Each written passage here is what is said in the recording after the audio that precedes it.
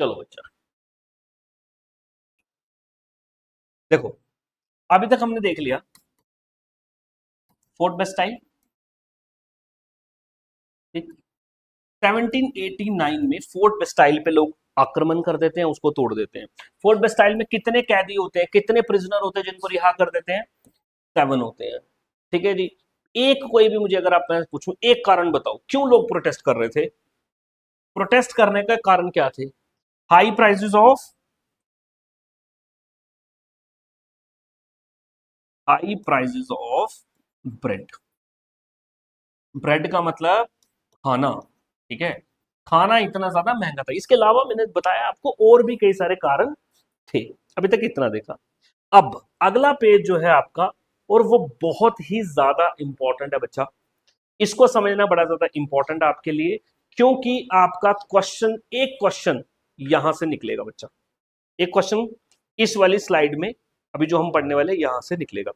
Title है French society during the late 18th century. ठीक है जी। Late 18th century, 18th century का मतलब क्या होगा? 1700 से लेके 1800 के बीच का टाइम जो है वो 18th सेंचुरी है। लेट 18th सेंचुरी का मतलब है लास्ट में 18th सेंचुरी। ठीक है जी, क्योंकि 1789 के आसपास की हम बात कर रहे हैं, फ्रेंच रिवॉल्यूशन इसी टाइम पे हो गया ना। सिंपल। अब समझो बात। देखो, इसमें ना आपको दो सेगमेंट पढ़ने हैं। एक तो पढ़ना है फ्रेंच की सोसाइटी, और दूसरा थोड़ा सा पढ़ना है लुईस 16 के बारे में। पहले आपकी किताब में जो लाइंस लिखी हैं वो वहां के रूलर, वहां के किंग, वहां के बादशाह लुईस 16 के बारे में लिखी है, और उसके बाद में कुछ बातें फ्रांस की सोसाइटी के बारे में लिखी है। और यहां से आपका एक क्वेश्चन बनेगा, बड़ा ज्यादा इंपॉर्टेंट है, समझो। देखो, और 1774 में, कब? 1789 में रेवोल्यूशन हुआ। 1789 में रेवोल्यूशन हुआ। ठीक है, तो उससे 5 साल पहले, ठीक है, सॉरी उससे 5 साल नहीं, उससे कई साल पहले हो गए वैसे तो 1789 है। तो 1774 में फ्रांस का ना एक नया बादशाह बनता है, जिसका नाम क्या है? लुईस 16। क्या नाम है? अगली बात, ये लुईस 16 जो है ये किस डायनेस्टी को बिलोंग करता है? ठीक है, डायनेस्टी मतलब ये, जैसे आप हो, ठीक है, आपने बोला सर मेरा नाम है अवियांश थापा, ये कोई है फलान गुप्ता, ये है कोई सिंह। तो कोई ना कोई फैमिली होती है ना। मुगल डायनेस्टी का नाम सुना है? सुना ना आपने? अच्छा, मौर्य डायनेस्टी का नाम सुना है आपने?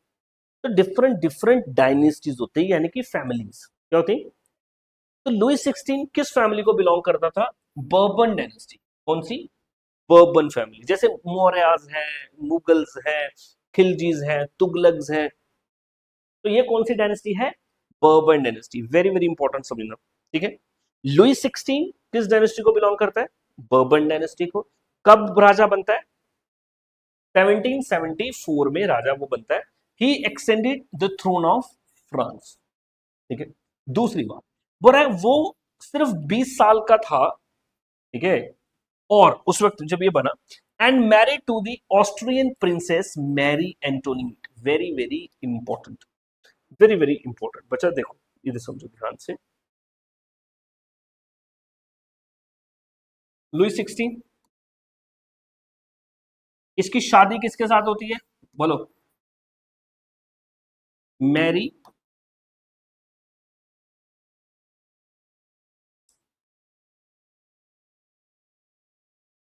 मैरी एंटोनीट किसके साथ होती है? मैरी एंटोनीट के साथ। यह देखो, ठीक है, मैरी एंटोनीट के साथ इसकी आपको पूछेगा वन वर्ड में, एक नंबर के सवाल पूछेगा।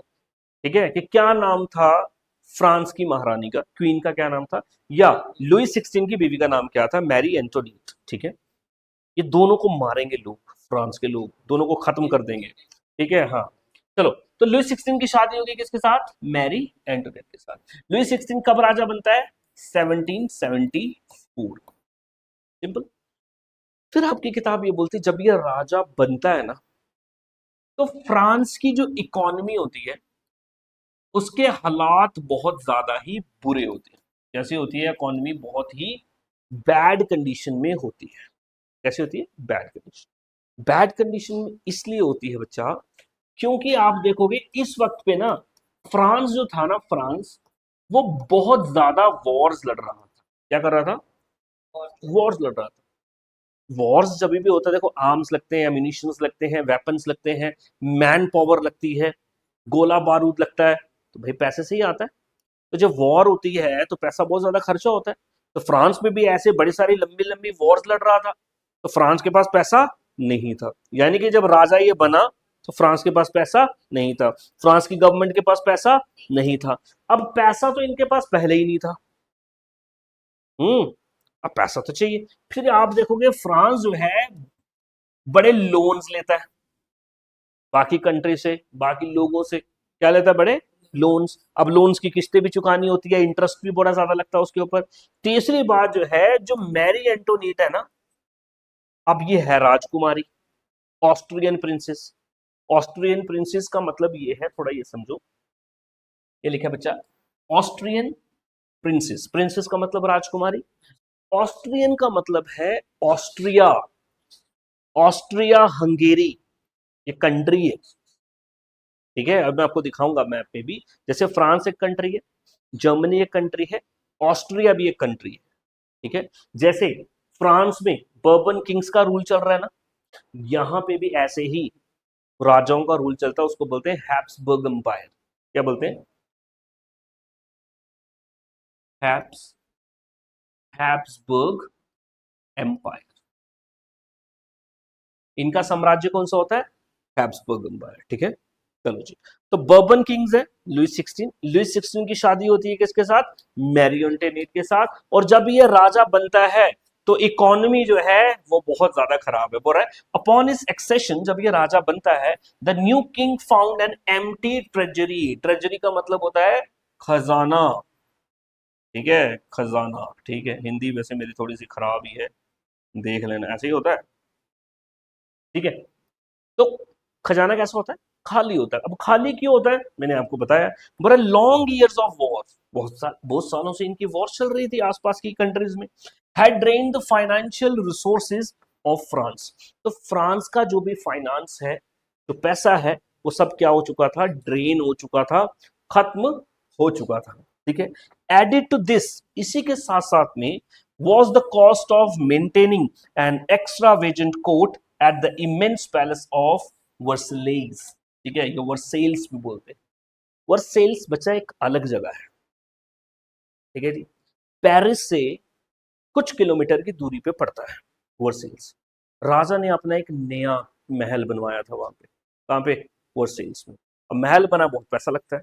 वही बोल रहा है कि उसको मेंटेन करने की जो कॉस्ट थी ना, वो भी बहुत ज्यादा थी, वो भी बहुत ज्यादा। तो ऑलरेडी पैसा नहीं है, ऊपर से पैलेस बना लिया, अब उसको मेंटेन करना है। मेंटेन मतलब नौकर चाकर वहां पे वो भी होंगे, ठीक है, उनका भी पैसा लगता है, आर्मी भी लगानी है उधर, उसका भी पैसा लगता है। तो इनके हालात जो है बड़े ही खराब, बड़े ही बुरे चल रहे थे। चलो, तो इसके बाद देखेंगे तुम, जब ये सारी चीजें हो ही रही थी, तो जो लुइस 16 है, लुइस 16 जो है, वो देखेंगे, जो फ्रांस का बादशाह लुइस 16 है, ये अमेरिकन कॉलोनीज की इंडिपेंडेंस के लिए भी फंडिंग कर रहा था, ठीक है। देखो अमेरिका, देखो समझो क्या बात है। अमेरिका जो था ना, अमेरिका अमेरिका जिसको आपको पता है, यूनाइटेड स्टेट ऑफ अमेरिका, इस वक्त ये भी आप कह सकते हैं गुलाम था, ये भी गुलाम था, ठीक है। इसके कुछ एरियाज इंग्लिश के ऑक्यूपेशन में थे, इंग्लिश मतलब इंग्लैंड के पास थे, ठीक है। तो फ्रांस जो है, और फ्रांस की हमेशा दुश्मनी रही है अंग्रेजों के साथ, यानी कि फ्रांस और इंग्लैंड की आपस में बड़ी दुश्मन रही, ठीक है। तो फ्रांस जो है, they were also helping, they help 13 colonies, ठीक है। 13 कॉलोनीज भी किसकी? अमेरिकन कॉलोनीज, याद रखना। 13 अमेरिकन कॉलोनीज को हेल्प कर रहा था to gain their independence from the common enemy Britain, ठीक है। जैसे मैंने आपको बताया कि इनका दुश्मन जो सेम ही था, ब्रिटेन, यानी कि जो इंग्लिश है, जो आपका इंग्लैंड है, वो इसका भी दुश्मन, आगे अमेरिका भी दुश्मन। अमेरिका का दुश्मन इसलिए क्योंकि वहां पे इसने कॉलोनीज बनाई, लोगों को गुलाम बनाया हुआ था। तो अमेरिका के लोग जो है आजादी की लड़ाई लड़ रहे थे, उस आजादी की लड़ाई में फ्रांस उनको हेल्प कर रहा था। ऑफ कोर्स जब फ्रांस हेल्प कर रहा था तो उनको वेपन्स दे रहा है, आर्म्स एम्यूनिशन भेज रहा था, तो उसके लिए लगता है पैसा। ऑलरेडी पैसा है नहीं स्टेट के पास, और यहाँ पे और पैसा दे रहा है किसको, अमेरिका को, ठीक है जी। और the war added more than 1 billion livre to a debt that already risen to more than 2 billion livre. Livre समझे, ठीक है। लिवर क्या है आपका, लिवर एक करेंसी है। लिवर क्या है, एक करेंसी है। करेंसी मतलब जैसे इंडिया की करेंसी, देखो पुरानी करेंसी अभी ये बंद हो चुकी है। इंडिया की करेंसी जैसे आपको पता है रुपया है या रुपीज है, वैसे ही आप देखोगे रशिया की करेंसी रूबल है। उसके बाद आप देखेंगे यूके की करेंसी आपकी पौंड है। तो डिफरेंट डिफरेंट करेंसीज होती है। तो लीवोर जो है, लीवोर, ठीक है, लीवर नहीं लीवोर, इसकी प्रोनाउंसिएशन होगी लीवोर। तो लीवर करेंसी जो है इनकी करेंसी, आपको पूछेगा लीवर क्या है तो आप बताना उधर लीवर क्या है। लीवर उस वक्त की करेंसी हुआ करती थी। तो वहीं इस वॉर की वजह से आप देखेंगे 2 बिलियन से ज्यादा इनके ऊपर कर्ज जो है वो हो चुका था। नेक्स्ट, लेंडर्स जिन्होंने पैसा दिया हुआ था, द स्टेट क्रेडिट जिन्होंने दिया हुआ था, began to charge 10% interest on loans. Very very important point याद रखना। जिन्होंने भाई पैसा दिया है, जो लेंडर है, जो पैसा देता है वो लेंडर है, तो जो पैसा दिया, अब वो भी क्या कर रहे थे, 10% चार्ज कर रहे थे। ऑफकोर्स भाई फ्री में थोड़ी पैसा देगा, इंटरेस्ट रेट तो लेगा। तो 10% वो भी चार्ज कर रहे थे। वो भी फ्रांस के ऊपर एक बर्डन की तरह काम कर रहा था। समझ रहे हैं, चलो जी। इसके बाद देखेंगे, so the French government was obliged to spend an increasing percentage of its budget on interest payments alone. तो फ्रांस का ज्यादातर पैसा दोस्त कहां जा रहा था बच्चों, कहां जा रहा था, वो इंटरेस्ट पेमेंट्स में ही जा रहा था, यानी कि ब्याज देने में ही ये पैसा जा रहा था, ठीक है। और रेगुलर एक्सपेंसेस को भी मीट करने के लिए, जैसे कि cost of maintaining army, army को रखना है भाई, सैलरी देनी है, कोर्ट को चलाना है, running government office, universities of the state, they were forced to increase taxes. दोस्तों फिर इन्होंने क्या कोशिश की, और ज्यादा टैक्सेशन को बढ़ाने की कोशिश की। तो यही कारण बनता है, आप देखेंगे यही कारण बनेगा आपकी फ्रेंच रेवोल्यूशन का। जब ये टैक्सेशन बढ़ाने की कोशिश करेंगे तो तीनों स्टेट के बंदों को बुलाएंगे, तीनों स्टेट के बंदों को बुलाएंगे, तो आप देखेंगे जो तीसरा स्टेट होगा ना वो क्वेश्चनिंग करना स्टार्ट कर देगा। वो बोलेगा भाई टैक्स बढ़ाया जा रहा है, टैक्स देगा कौन, हम। तीसरी स्टेट ही टैक्स देगा, पहला स्टेट तो टैक्स देता नहीं है, ठीक है। ये आगे आपको पता लगेगा जो स्टेट का मसला क्या है, आप वीडियो में बने रहिएगा, आपको पता लग जाएगा, ठीक है। फ्रांस में 3 स्टेट थी, नोबेलिटी, क्लर्जी और कॉमन। ये आगे आने वाले टाइम में आपको पता लग जाएगा, वीडियो देखते रहें। चलो जी, तो लोगों ने वहां से विद्रोह कर दिया। तो आप देखेंगे yet even these major would not have come suffer, ठीक है, या सुफिस्ट, सफर नहीं सुफिस्ट। तो मतलब ये सारे चीजें भी कोई काम नहीं आ रहे थे, इतने ज्यादा फ्रांस के हालात जो है खराब हो चुके थे। इतने से बात समझ आई, ठीक है। तो ये अभी हमने पढ़ा सिर्फ किसके बारे में, लुई 16 के बारे में। आपको बोलेगा right A note on Louis 16, simple. अब बोलेगा Louis 16 was king of France. He extended the throne in 1774. He married to the Austrian princess Marie Antoinette. ठीक है जी। When he extended the throne, he had found an empty treasury. और empty treasury क्यों थी, क्योंकि Wars बड़े ज्यादा लड़ रहे थे, पैसा नहीं था, लोन पे पैसा लिया था, उसकी इंस्टॉलमेंट चुका रहे थे, ठीक है। यानी कि बुरी बुरी चीजें सारी फ्रांस में अभी तक चल रही थी। ये तो राजा और राजा की प्रॉब्लम्स है। जो आम वहां के लोग थे ना, वो भी बहुत ज्यादा परेशान थे। वो भी क्या थे, बहुत ज्यादा परेशान थे। परेशान इसलिए थे बच्चा, अब इसको बड़े ध्यान से समझना, क्योंकि अगर आप फ्रांस की सोसाइटी के बारे में देखें, जो कि बहुत ज्यादा इंपॉर्टेंट क्वेश्चन भी आपका बनेगा, फ्रांस की सोसाइटी में 3 ग्रुप्स हुआ करते थे। कितने ग्रुप्स हुआ करते थे, 3। पहले ग्रुप को बोलते हैं बच्चा क्लर्जी, क्या बोलते हैं, दूसरे को बोलते हैं नोबेलिटी, क्या बोलेंगे, नोबेलिटी, और तीसरे को बोलेंगे बच्चा कॉमन, तीसरे को क्या बोलेंगे, कॉमन, ठीक है। सर क्लर्जी क्या है, क्लर्जी का मतलब है बच्चा चर्च, चर्चमैन, आप देसी भाषा, या फिर रिलीजन। बड़े ध्यान समझो, पहला जो ग्रुप था इनको बोलते थे एस्टेट, मतलब इन तीनों ग्रुप को बोलते थे estate. Estate number 1, estate number 2 और एस्टेट नंबर 3, ठीक है। State number 1, state number 2 and state number 3। पहली स्टेट कौन थी, बोलो? क्लर्जी। क्लर्जी का मतलब वो लोग जो धर्म से जुड़े हुए लोग थे। इंडिया में क्लर्जी कौन है? पंडित लोग। मुसलमानों में क्लर्जी कौन है? मौलवी, उल्लेमास। ईसाइयों में क्लर्जी कौन है? ये पादरी, प्रीस्ट, फादर जिसको हम बोल देते हैं। सिंस हम फ्रांस की बात कर रहे हैं तो फ्रांस में कौन सा धर्म चलता है? क्रिश्चियन। तो वहां की क्लर्जी कौन थी? रिलीजन से जुड़े लोग। यहां पे लिख देता हूं, प्रीस्ट, फादर्स, हाँ, पोप। पोप इनका हेड होता है, ठीक है। वहीं अगर हम इंडिया की बात कर रहे होते तो यहां पे लिखते पंडित। मेरी बात समझ गया? तो पहला ग्रुप क्या था? क्लर्जी। दूसरा ग्रुप है बच्चा नोबेलिटी। नोबेलिटी का मतलब होता है राजा एंड हिज रिलेटिव्स, यानी कि जिनके हाथ में पावर है, जिनके कंट्रोल है पूरा का पूरा। एक तो हो गया धर्म, धर्म से जुड़े हुए लोग। दूसरे हैं राजा, राजा के मिनिस्टर्स, उनके रिश्तेदार, ऑफिसर्स, ठीक है। तो वो क्या है? नोबेलिटी। तीसरा जो ग्रुप है बच्चा, वो है कॉमन लोगों का। इस कॉमन ग्रुप में भी कई सारी कैटेगरी के लोग आते हैं, ठीक है। इस कॉमन में भी एक तो सबसे पहले आगे पुअर लोग और दूसरे आगे जी मिडिल क्लास लोग। अमीर तो इस ग्रुप में था ही नहीं कोई, ठीक है जी। अब पुअर लोगों में अगर आप देखेंगे ये क्या होते थे? पीजेंट्स, किसान, ठीक है जी, डिफरेंट आर्टिस्ट। और मिडिल क्लास में अगर आप चले जाओ तो जितने प्रोफेशनल्स थे, डॉक्टर्स थे, बिजनेसमैन थे, ट्रेडर्स थे, तो इनके पास थोड़ा बहुत पैसा था, इसलिए ये मिडिल क्लास है। देखो तीन क्लासें होती हैं, एक होती है lower class, middle class, upper class. Lower class जो गरीब है, जिसके पास बिल्कुल पैसे नहीं। अपर क्लास जिसके पास बहुत पैसा है। मिडिल क्लास इन दोनों के बीच में आता है। जितने भी नौकरियां वोकरियां करने वाले लोग जो हैं वो मिडिल क्लास में आ जाते हैं। तो ये तीन ग्रुप्स में फ्रांस की सोसाइटी बटी हुई थी। कितने ग्रुप्स में? वो बोलेगा right A note on French society.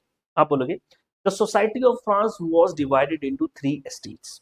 State number one clergy, state number two nobility, state number three Commons, ठीक है।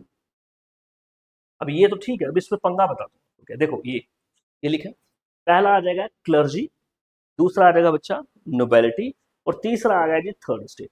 थर्ड स्टेट में भी मैंने आपको बता दिया है और कैटेगरीज है। देखो नीचे सबसे देखोगे, small pageants, landless, labour and servants. इसमें कौन कौन आएगा? गुलाम आएगा, और जिनके पास छोटी छोटी जमीनें है ना, वो आएंगे।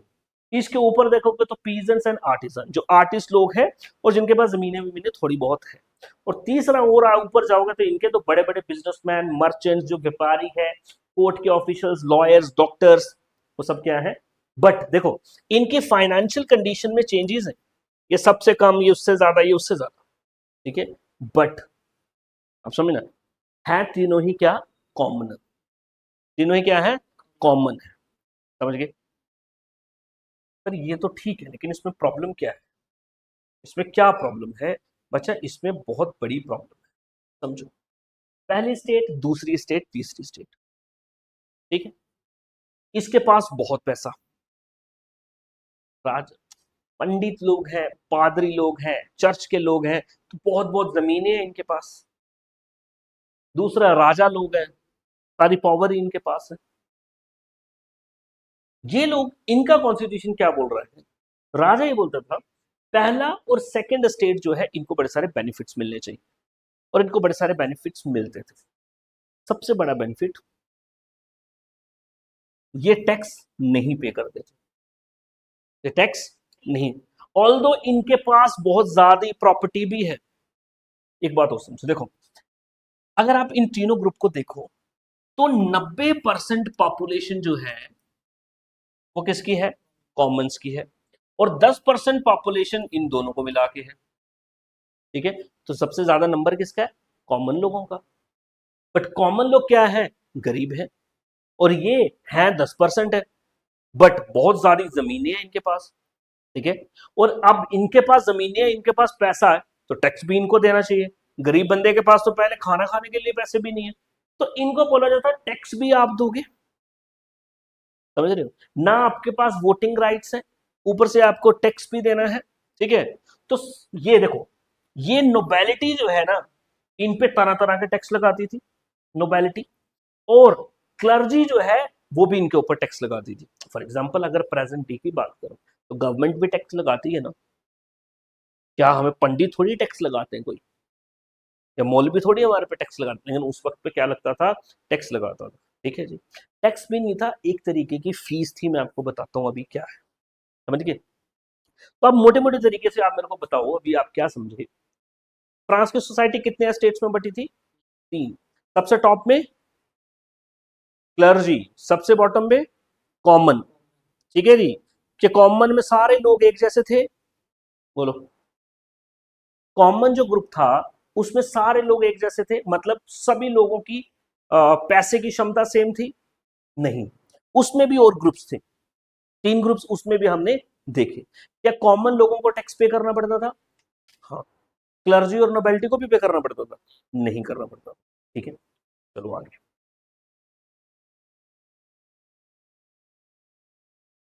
अब इधर समझो, फ्रेंच सोसाइटी।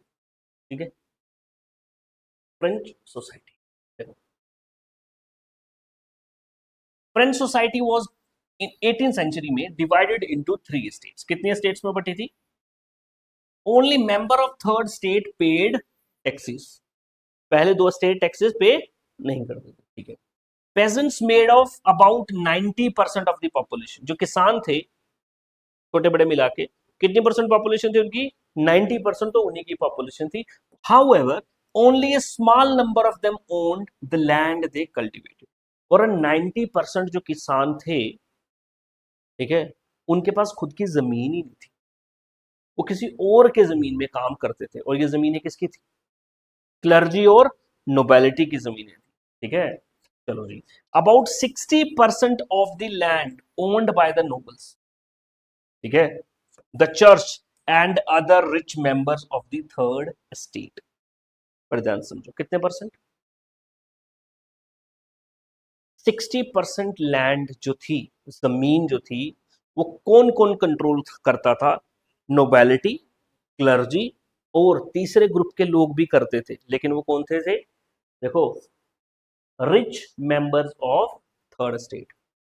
ठीक है, थर्ड स्टेट के जो रिच मेंबर्स थे उनके पास भी जमीनें थी। यानी कि सबसे ज्यादा जो बेड़ा गर्क हो रहा था, सबसे ज्यादा परेशानी जो थी, थर्ड क्लास में भी जाके नीचे के जो तबके के लोग थे, छोटे किसान जो थे वो, और जिनके पास बिल्कुल भी जमीनें नहीं थी वो, और स्लेव्स, उनको ज्यादा परेशानी थी। देखो, were are the member of the first 2 estate, यानी कि नोबेलिटी और क्लर्जी, ठीक है, enjoyed certain privileges by birth, और इनको कुछ बेनिफिट्स बाय बर्थ मिलते थे। बाय बर्थ मिलने का मतलब ये है कि अगर मैं नोबेलिटी के घर में पैदा हुआ हूं तो ऑफ कोर्स मैं नोबेलिटी हुआ, फिर मेरे को कई सारे बेनिफिट्स मिलते हैं। बेनिफिट्स मतलब मेरे को टैक्स नहीं पे करना पड़ता, मतलब मेरे को वोटिंग राइट्स भी हैं।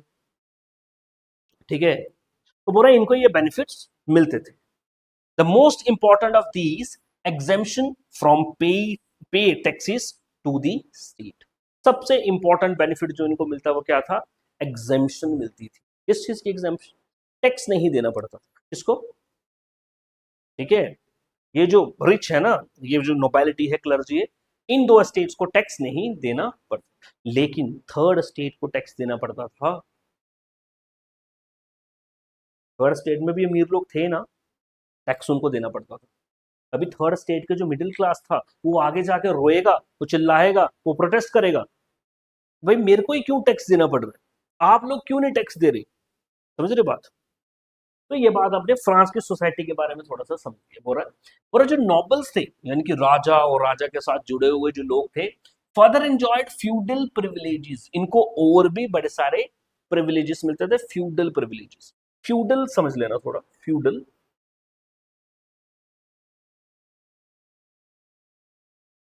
ठीक है, फ्यूडल का मतलब होता है, देखो किंग है,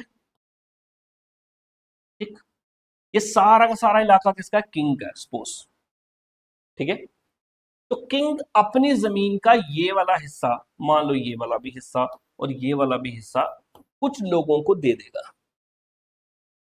ठीक है, कुछ लोगों को, जिन लोगों को ये जमीन का हिस्सा देगा उसको हम बोलते हैं फ्यूडल लॉर्ड्स। क्या बोलते हैं, feudal, feudal lords. Feudal lords, अब इनके पास ये जमीन आ गई, ये क्या करेंगे, इस जमीन के ऊपर एग्रीकल्चर कराएंगे कराएंगे एग्रीकल्चर से जो पैसा आएगा ये अपने पास रखेंगे और उसका कुछ हिस्सा राजा को भी देंगे, कुछ हिस्सा राजा को भी ये देंगे। फ्यूडल लॉर्ड्स, मान लो मैं राजा हूं, ठीक है, मेरे पास बहुत ज्यादा जमीन है, मैं क्या करता हूं, अपने दोस्त को बुलाता हूं, मैं उसको बोलता है ये ले दोस्त, या फिर कोई भी, ये ले, ये वाली जो जमीन है, इलाका है ना, ये तेरा। बोलेगा जनाब ठीक है मेरा, मेरे को क्या करना है, पर तो उसमें खेती करा, कुछ भी कर, पैसा वैसा कमा इससे, लेकिन इसका इतना परसेंट पैसा तूने मुझे देना है हर साल, ठीक है। तो उस बंदे को, अब जिसके पास ये जमीन आई, उसको हम क्या बोलते हैं, फ्यूडल लॉर्ड्स बोलते हैं, ठीक है।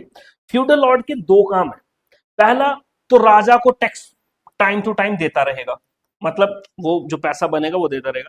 दूसरा, राजा को जब भी जरूरत पड़ेगी ना आर्मी की, ये भी अपनी, इसके पास भी अपनी आर्मी होती थी, ठीक है, इसके पास भी अपनी, लेकिन ये किसके अंडर काम कर रहा है, किंग के। तो किंग जब भी इसको बुलाएगा, इसको उसको अपनी आर्मी देनी पड़ेगी, समझ गए। बदले में किंग ने इसको क्या दिया, जमीन, और ये उसके बदले में क्या देगा, जमीन के प्रोड्यूस का कुछ हिस्सा, और जरूरत पड़ने पे अपनी आर्मी, मिलिट्री सपोर्ट भी देगा। तो वही यहां पे लिखा है कि ये जो नोबल्स थे, ये फ्यूडल प्रिविलेजेस भी एंजॉय करते थे, समझ गए। These include feudal dues which they extracted from the peasants, और समटाइम्स तो इनको फ्यूडल ड्यूज जो थे ना, उनके भी बेनिफिट्स मिलते थे। अभी मैंने आपको बताया जो फ्यूडल्स थे, फ्यूडल लॉर्ड्स, उनको कुछ पैसा किंग को देना पड़ता था, ठीक है। बोला कभी कभी तो उनको भी क्या कर दिया जाता था, फ्यूडल ड्यूज जो है, जो ये किसानों से लेते थे, समझ गए, उसके बेनिफिट्स इनको मिलते थे, यानी कि इन्हीं के पास वो पैसा जाएगा। तो ये नजारा ही ले रहे हैं, पैसा खा रहे हैं ना, बेनिफिट्स खा रहे हैं सारे। पर अब पीजेंट्स, पीजेंट्स का मतलब कौन है, किसान बच्चा, पीजेंट का मतलब क्या है, किसान, were obliged to render services to the lord, to work in his house and fields, to serve in the army and to participate in building roads। ये क्या बोलता है बच्चा, पहले इन्होंने बताया आपको नोबेलिटी के बारे में, बोला जी नोबेलिटी जो है इसके पास जमीनें थी, और इनको फ्यूडल प्रिविलेजेस भी मिलती थी। पीजेंट्स के बारे में बोल रहा है, देवर ओब्लाइज्ड, ओब्लाइज्ड मतलब इनका कर्तव्य था, इनको करना ही करना था। क्या करना था, टू वर्क, किसके लिए काम करना, देखो बोल रहा रेंडर सर्विसेज, अपनी सेवाएं देनी पड़ेगी, किसको, फ्यूडल लॉर्ड को। To work in his house, उसके घर पे भी काम करेगा, ठीक है, और उसके खेतों में भी काम करेगा, फील्ड्स का मतलब खेत, ठीक है। And to serve in the army, जब जरूरत पड़ेगी आर्मी में भी काम करना है। To participate in building roads, और जो स्टेट में रोड्स बनाए जा रहे हैं उसको भी इसको क्या करना पड़ेगा, बनाना पड़ेगा। किसका काम है ये, किसानों का, यानी कि इससे इतना ज्यादा काम कराया जाता था। खुद तो एंजॉयमेंट चल रहा है, इनसे बहुत ज्यादा काम कराया जाता है। अब चर्च जो है बोल रहा है, चर्च, अभी तो नोबेलिटी की बात चल रही ना, अब आ जाओ क्लर्जी पे। चर्च के भी अपने बेनिफिट्स थे, चर्च को भी बड़े बेनिफिट्स मिलते थे, देखो, for a church to extracted its share of taxes called तिथ,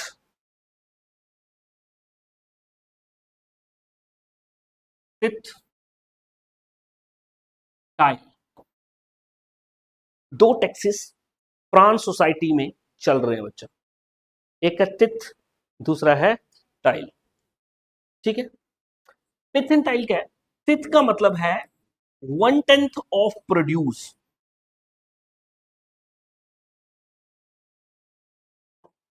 टू चर्च, और इनकम का 1/10 चर्च के लोग लोगों को ये बोलते थे बाइबल में से पढ़ के कि भाई देखो बाइबल में लिखा है कि आपको आपकी इनकम का 10% पैसा चर्च को देना चाहिए, मतलब दान करना चाहिए, ठीक है। इसी से आपको क्या मिलेगी, मोक्ष मिलेगी, इसी से आप स्वर्ग में जाओगे, इसी से आप हेवन में जाओगे। अगर आप ऐसा नहीं करोगे तो भगवान खुश नहीं होगा। तो इसको एक टैक्स की तरह आप समझ लीजिए, जिसको हमने क्या बोला, तिथ, तिथ का मतलब है 1/10% of income to be given to the church. किसको देना है? चर्च को देना है, in the name of God. वो देना in the name of God है, खाना किसने है? क्लर्जी ने खाना है, ठीक है जी, खाना किसने है? क्लर्जी ने करना। तिथ समझ गए? तिथ के बाद है अगला टैक्स है टाइल। टाइल एक इनडायरेक्ट टैक्स है बच्चा, क्या है? ठीक है, तो तिथ एंड टाइल अभी आपको समझाता हूं मैं और थोड़ा ये सब, ठीक। बोरा तिथ कहां से मिलता था? पेजेंट से मिलता था। And finally all members of the third state had to pay taxes to the state as well। समझ गए? क्या थर्ड स्टेट्स के सारे मेंबर को टैक्स देना पड़ता था, चाहे अमीर हो चाहे गरीब? हाँ, ठीक है, all the member had to pay taxes, but ऊपर की दो स्टेट्स को टैक्स पे नहीं करना। समझ गए? चलो, अब इन टैक्सेस में एक बोल रहा है जी, अच्छा सॉरी मैंने इनडायरेक्ट बोल दिया, वो डायरेक्ट टैक्स है, ठीक है। इनडायरेक्ट टैक्स तो बहुत ज्यादा ऐसे डिफरेंट डिफरेंट टैक्स थे। एक हो गया तिथ, दूसरा होगा टाइल। टाइल बोल रहा है जी क्या है? देखो, indirect tax sorry direct tax है member of sorry number of indirect taxes which were levied on the articles of everyday consumption like salt और टोबैको। ठीक, पहला टैक्स तिथ, दूसरा डायरेक्ट टैक्स टाइल, और तीसरा बोला न्यूमरस इनडायरेक्ट टैक्स और भी लगाए जाते थे। किस पे? डेली यूज आइटम्स के ऊपर।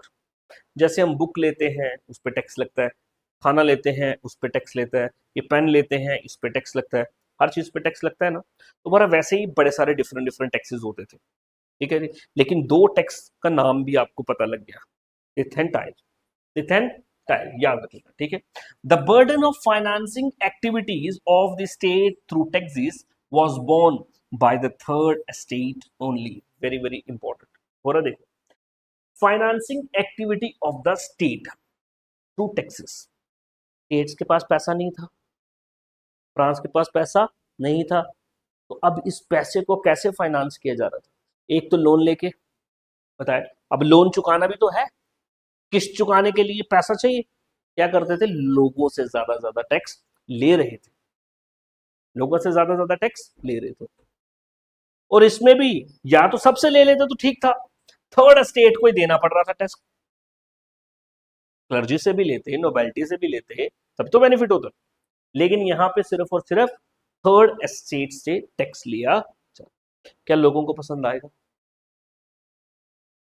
मैं आपको बताऊं ना, फॉर एग्जाम्पल मैं बोल रहा हूं हमारे यहाँ पे देखो, मान लो जी रिच लोग भी हैं, मिडिल क्लास भी हैं, और पुअर भी हैं। ठीक, मान लो जी इन्हीं बंदों से टैक्स लिया जा रहा है। पहले इनके पास तो है नहीं, बेचारों के पास कुछ ना जमीन है ना जायदाद है ना कोई काम है ना कोई धंधा है, और परसेंट से टैक्स भी लिया जा रहा है। तो ये लोगों को तो गुस्सा आएगा ना। ये लोग क्या करेंगे? गवर्नमेंट के अगेंस्ट नारा लगाएंगे। अभी भी जब बहुत ज्यादा महंगाई हो जाती है तो लोग क्या करते हैं?